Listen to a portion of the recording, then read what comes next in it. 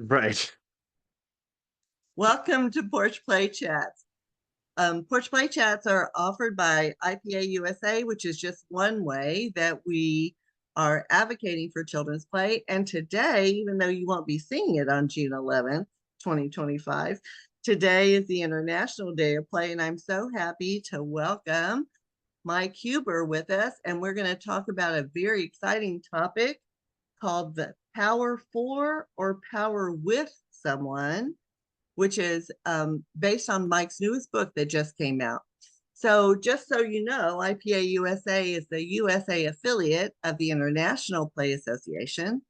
And we do Porch Play Chats. We're almost to 300 that are both on the YouTube channel and loading up onto Spotify. And Porch Play Chats are just little 25-minute chats with people who are just as passionate about play as we are. So I'm Deb Lawrence, and I'm president of IPA USA. With me on the porch today is Mike Huber. Mike's been in the field of early care and education since 1992, and he's the author of Inclusion Includes Us, Embracing Rough and Tumble Play, and The Power in Pretend, Supporting Young Children's Power, Identity, and Agency Through Play. He's also the co-host of the podcast Teaching with the Body and Mind and a frequent guest on the Early Childhood Nerd.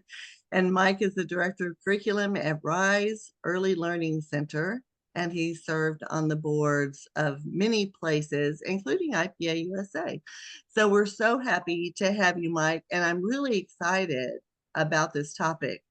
And I do want to tell people, inclusion includes us. Oh my goodness. I am a professor of early childhood, and we use that book that Mike wrote in our inclusion course. It's an amazing book.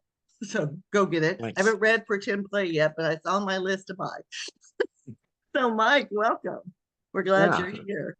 Thanks. Yeah, and today what I wanted to talk about was pretend play. And I think one of the things in my book, I'm really focused on the way children gain a sense of agency, a sense of power through pretend play. And I guess the real simple way I'll say first is that children don't have a lot of agency in the real world that they live in. You know, they're told when to go to the bathroom, they're told when to eat, when to sleep, when they have to go to school, you know, when they have to stop playing, a lot of the time, right? And they the way they gain that sense of power is they do it in their pretend world, right? So they have their imaginary realm where they can be the one in charge, not only in charge like they're a powerful character in this world, but they can change the whole world, right? Like if it's they can make the world suit them, and it's something all of us need to do at times, I guess is the way I'll say it. And as I was thinking more about power, I was trying to find a model, a framework to think about it. And I went back to the work of Eve Crook, who wrote, it's essentially a workshop for teachers thinking about how we exercise power on children, right? And that when you're telling a child to do something, you can exercise power. She used the term on, I use the term over because it seemed to fit better with the way I was using it. But you know, you can just tell you need to clean up now because I said so, right? You know, like everything is just this directive. And then she talked about having power for children, and that's going to be that thing of, I know you're busy playing, but you need to eat, and I know you don't feel hungry yet, but in like 10 minutes you're going to melt down because you're so hungry, right? So you're exerting power for the child because it's something that eventually they will understand. But right They'll now they're just internalize that. Oh yeah, yeah, I'm hungry. Yeah. yeah. So they're or same with bathrooming, right? That's the thing where, oh, you know, there's a point of learning to go to the bathroom in a toilet and not use diapers that they need to do, or even if they're in diapers but don't want to get their diaper changed. And we know that's going to be like your skin is going to really be irritated if we don't do this now, right? So that's exerting power, but it is for a reason that eventually the goal is that they will do that independently, or they Mhm. will have agency, I think would be a better term. So not every child's going to be able to do it independently, but they'll have agency in like, oh, I need to get changed now, or, Mhm. or they'll be able to like, oh, I need to go use the bathroom. And then there is power with, and that's ultimately the goal, right? Is that, hey, our room is messy and we're going to want to be able to find the toys later. Why don't we all clean up? Mhm. And then the teacher is also cleaning up. The kids Mhm. are cleaning up, but you're doing it together for a different reason. And I'm going to pause for a second because I didn't realize the walkie was on. Hold on one second. Okay, no problem. Mike will be back in a minute. So I love how he's already Okay. taken those three phrases and said, and so teachers can begin thinking, and is this power over children? Is this power for children? Or is this power with children? And I already love those three distinctions because I think sometimes we don't think about which one am I doing, right? Yeah. And and how am I explaining? Not just because I said so, but exactly the way you beautifully phrased it with, I know you're not hungry now, but you're going to be hungry pretty soon. Right. Yeah. Yeah. And that, I mean, if teachers would just think about which one am I doing and how can I switch it Right. to be power with or power for with an explanation instead of power over with a who over Right. them. I think Yeah. that would improve interactions and Yeah. improve relationships. Woo, already, Mike. Woo, Yeah. go, keep And I going. will say with that one, if you Google Eve Trook, so her first name is EVE, and then the last name is Trook, TROOK, um, and probably just say power or power on, anything like that. You'll find it because this original, like it was just a workshop for teachers that she typed up, and that's been scanned and it's in the oh my gosh, why am I spacing on Elizabeth Jones archives There at you go. Pacific Oaks. And so now it's available online. I used to only know it because she quotes it in two different books of hers. Um, Anyways, where I went with this then was when I think about pretend play and the way children engage with each other in the real world, when they're pretending, they're sharing power with each other, right? So it's like, oh, we're going to play this game together. We're both going to come up with ideas. Maybe one child will have more of the ideas, but they're basically playing together. And sometimes that's power for the child who's more experienced, like might be the mom, and Mhm. tell the other people playing what to do because they wouldn't come up with the ideas on their own yet, right? And so the child's exerting power with or power for in that sense.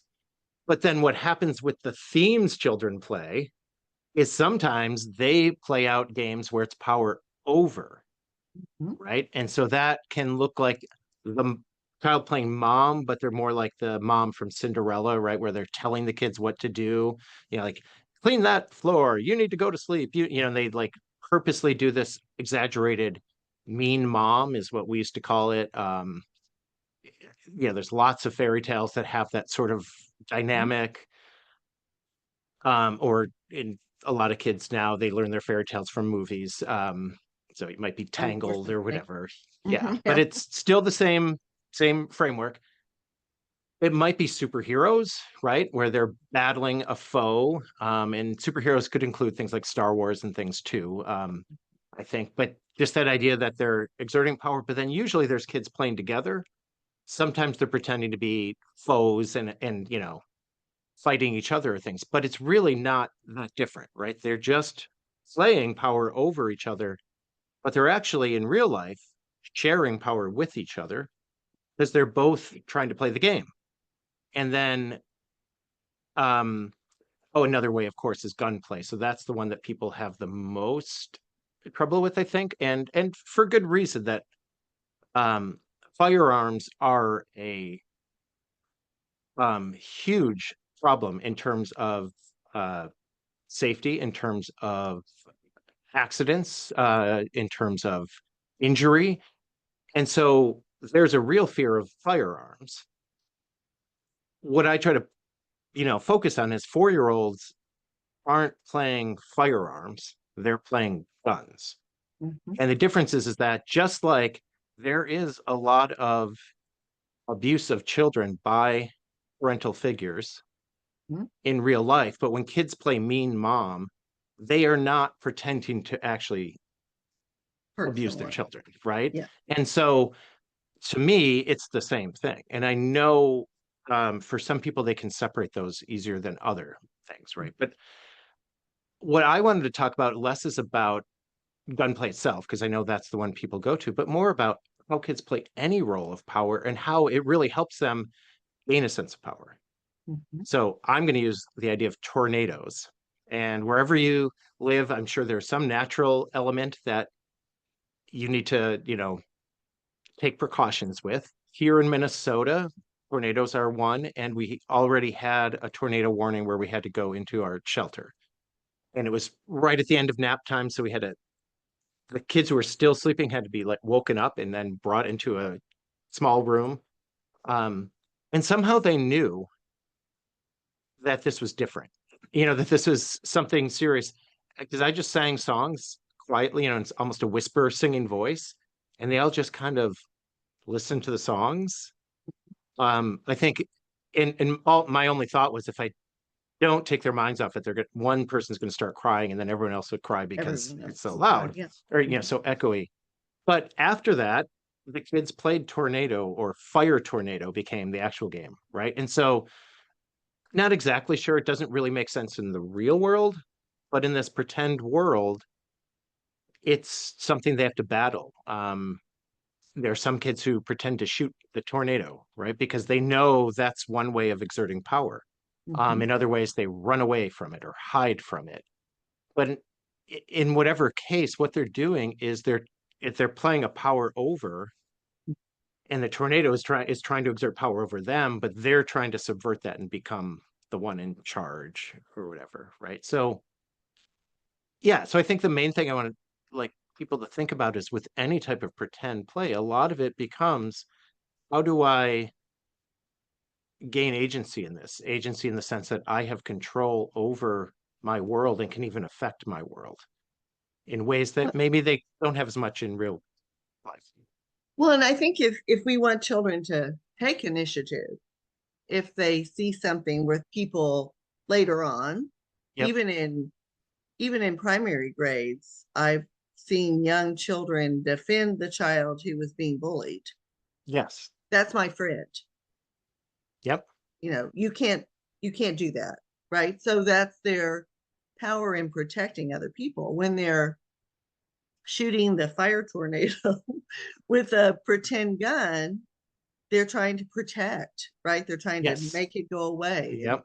and so that sense of agency, which we do not give children near enough agency, is a tool for them to practice Yep. having some power over something that might be harmful to their friends, which is why they're protecting them, or is something that power that where they can actually be in charge, like being the mommy or the daddy Right. in a dramatic play situation, or even a leader in the classroom who decides those roles, right? I'm the Right. mommy, you're the baby, you're the dog, you're the. I Right. love Right. it when I see that. But again, that sense of agency is something that I think at times we worry about. We say, "Oh, now you're Yes. playing superheroes, and we can't, rough house, right? Because Yeah. Right. maybe they're tackling that superhero on the ground, and for some reason we don't feel comfortable with roughhousing because we haven't allowed children or been willing to allow that to take place in the classroom in an environment where children are taught to read those cues and Right. those nonverbal cues. So Yeah. yeah, and so I think that sort of this understanding of why, my goodness, these poor Right. boo-boos Yeah, especially when we line them up and say it's time to go down, sit against this wall, and go to the bathroom instead of. right.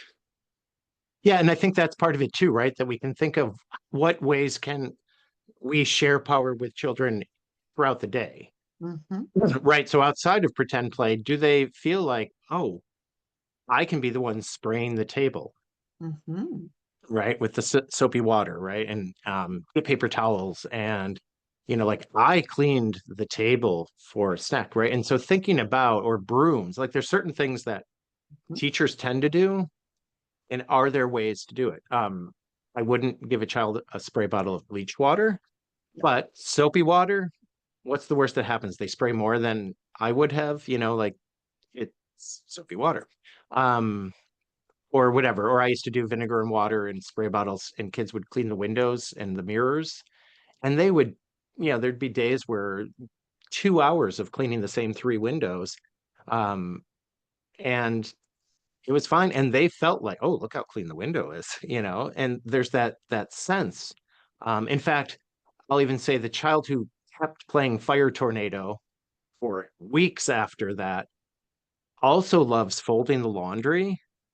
Yesterday, he's the oldest in the classroom, doesn't nap anymore. And so while the other kids were still falling asleep, the one teacher just had him, oh, do you want to go spray the tables? They were already cleaned from lunch, but he just like sprayed, I don't know, for like 4 minutes, 5 minutes of just spraying soapy water on these three tables. But Mhm. it gave him that sense of, whatever. And then later he like flattens boxes, all the boxes that go to recycling, we save them so we can flatten them. It's giving him all these real world things. And then when he plays, and the funny thing is, mostly what he plays is cooking. He'll cook for people. Um, and sometimes he does more the whatever typical superhero or gunplay idea of like where people really see power. Cooking for others is that power for others, right? Mhm. He's taking on the parental role. I'm the one cooking, and I'm even deciding what to cook, but then I'm giving it to you. I'm feeding you, right? So they're like all of those types of play are ways he gains a sense of agency both in his pretend play, but then in his real world he's finding ways to gain agency. And And and the other like thing all kids, he's not always sharing right. power with others. Sometimes he gets mad at kids. Well, of course he does, because he's a kid. Yeah. But I think the one thing that I'm hearing is he's getting intrinsic motivation Yes. as well as a sense of agency. Right. The teacher doesn't need to give him a sticker for Right. Oh yeah. spraying the soapy water on the table. Instead, he's cooking for people maybe to have power, but Right. he gets intrinsic satisfaction from giving something to people. Yeah. And so again,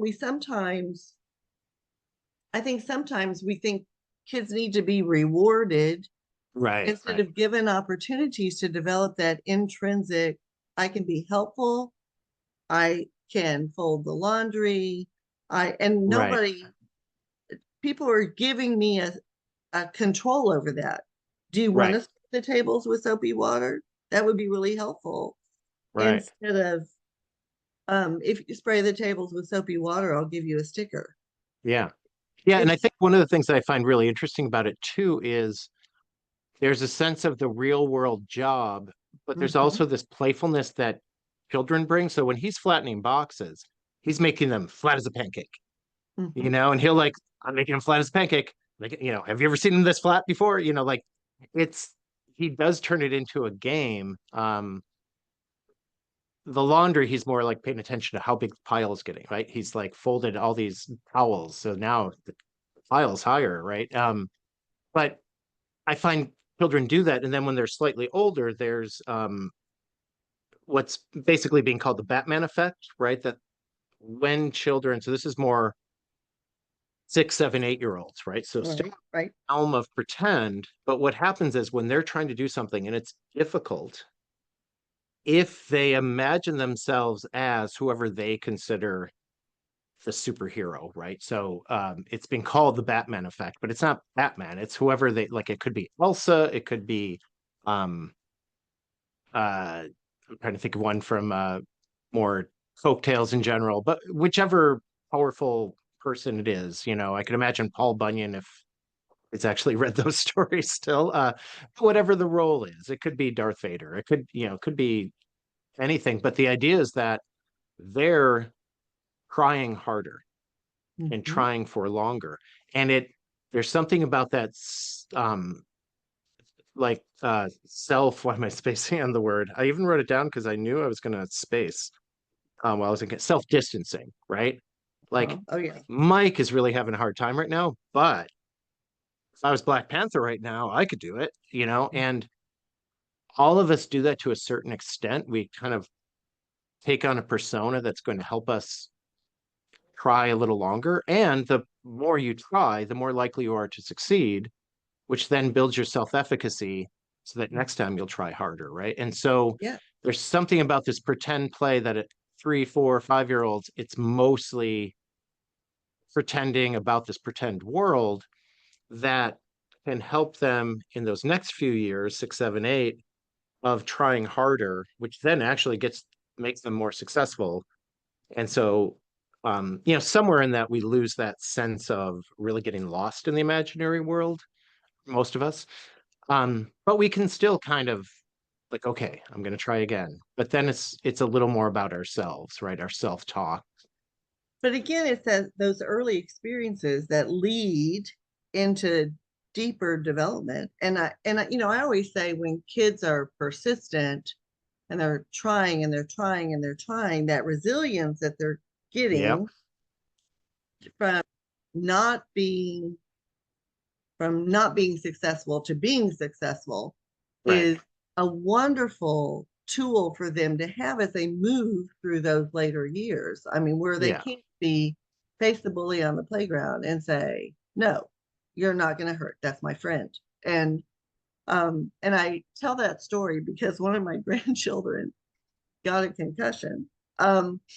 So he was on the playground. They were out on the playground, and he was in third grade. Now he's in fourth grade, but he was in third grade, and he was outside on the playground, and a child who has some issues with anger management Yep. went up to one of his best friends and was being mean to his best friend. And my grandchild went running over and stood in front of his best friend and said, "You can't do that. That's my friend."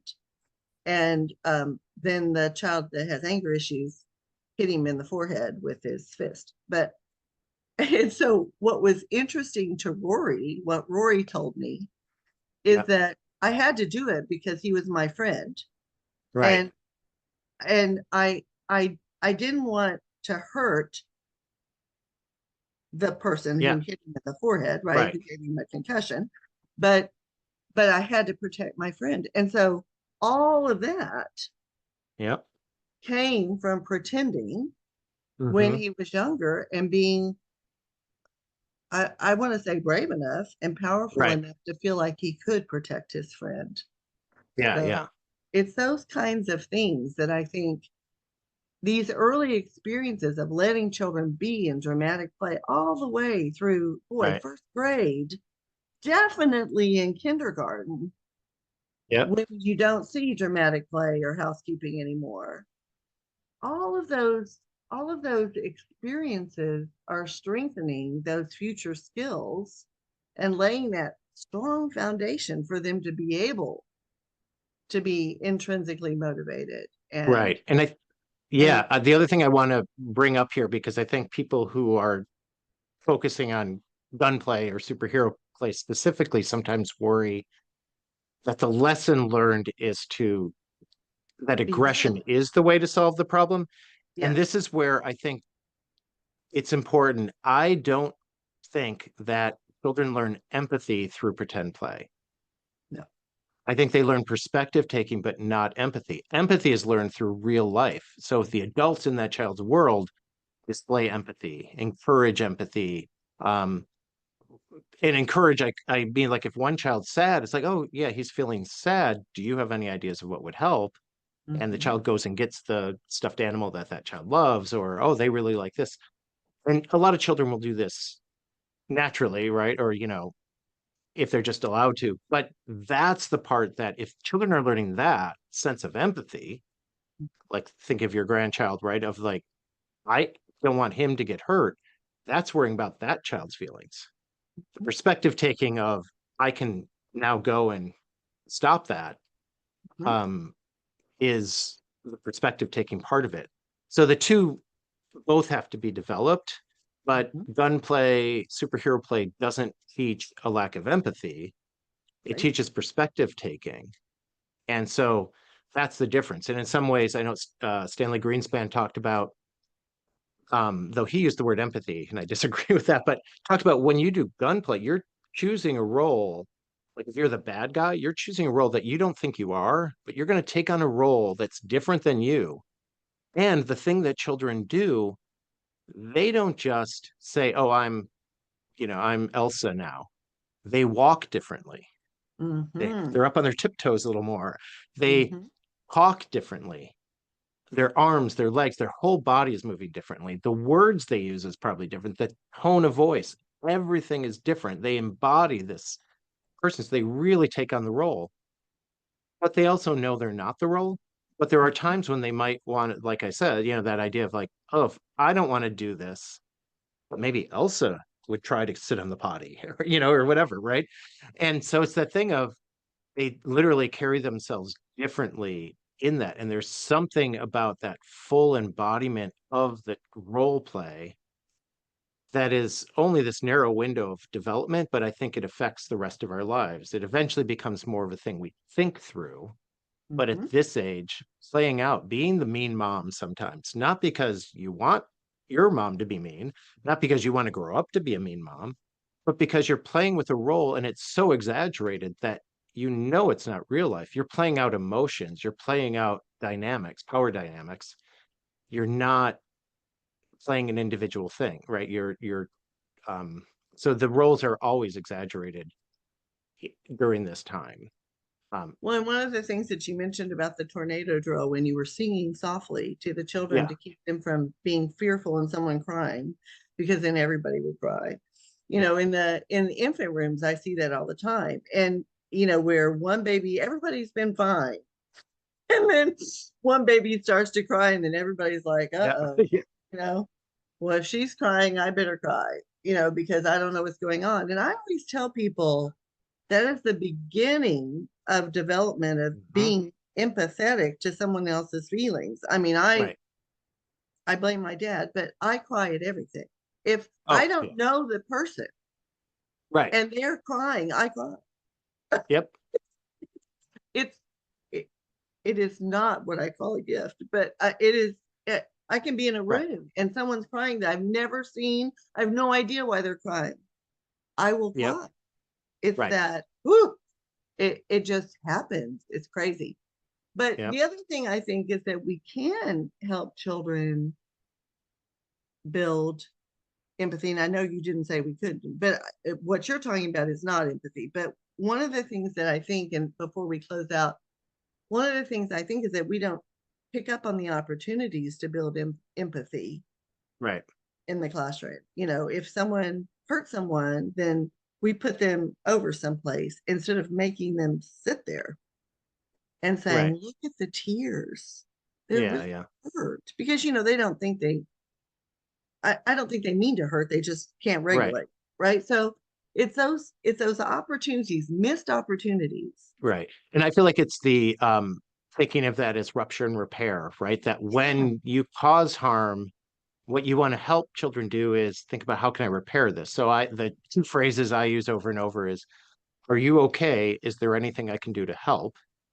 And I try to emphasize that everyone in the classroom can do that when someone is hurt or crying, because otherwise, if some teachers will focus on, but which child's responsible for it. Right. And one, that's assuming the child even understands cause and effect. Exactly. And two, saying that in front of everybody is shaming, Mm-hmm. and that's not going to help anybody. Instead, Mm-hmm. if you make it the norm that we all check in with somebody who's hurt, the Mm-hmm. child who caused the harm is more likely to, whatever word you want to use, step up, like sort of say, oh, are you okay? And they might even act like they weren't the one who caused it. And partly it might be because they don't understand they caused it, or they might understand it and they're afraid of the part of them that caused that. Mhm. But what they can do now is focus on the helping part, right? And the What can more I you do? can help focus on that and build that part, you're building that empathy, not just empathy of like, I cry when I see someone crying, but also I'm going to see what I can do to help To that help situation. this. Giving Yeah. agency. Now you have empathy. Now where's the agency? And that's where perspective taking is important, because Mhm. if you don't understand the other child's point of view and you give them what would help you, that's not Mhm. always helpful, right? Like if it's one child's like, I like a hug, and goes over and hugs the kid who they want to be left alone, that's empathy, but it's not perspective taking, It's right? not And so perspective. that's where it's like this, they work together, but if you only focus on one, you can miss the opportunity Yes. um, to actually cause change in your world in a positive way, which is the definition of agency. Well, positive isn't necessarily in there, but But we hope it, it's a positive change. yes, and it goes back to reading those cues, right? Yes. So Yep. if the child does this when you're coming at them, then you need the perspective that, oh, they don't, maybe they don't like to be hugged. Right. So what could I do that would be helpful, right? So Yeah. those are the feelings we want every human to have, right? So Right.